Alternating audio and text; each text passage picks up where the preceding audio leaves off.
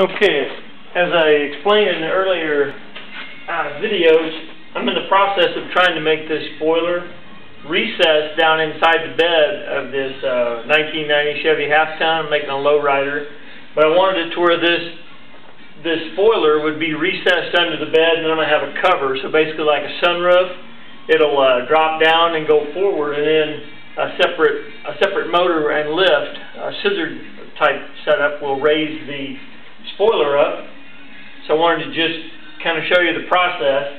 Right now I've got the basic parameter of it, and I've taped it to the floor, and then I measured, because I want about 1 inch between this back edge and then between the sides, so when it comes up I want it to be close but not too close.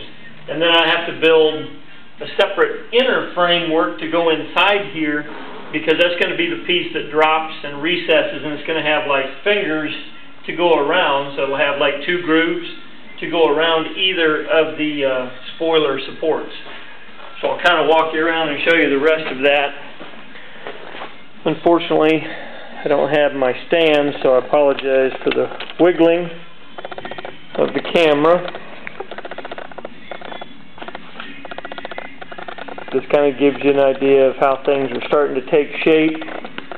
I used a square to measure vertically going up and down so I could get my distance.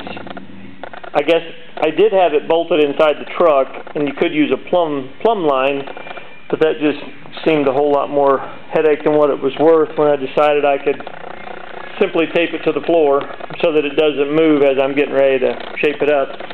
Anyway, this kind of gives you an idea of how far that will set above the bed of the truck once it's done, and then that whole spoiler will recess down, and then the top panel will go back over.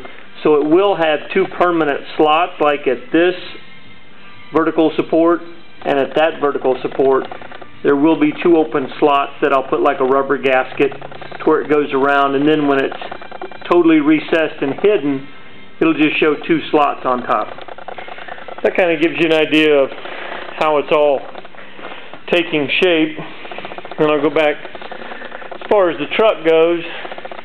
You can see here I marked my spot on the floor where that was going to be in the bed. This is how I hinged the front.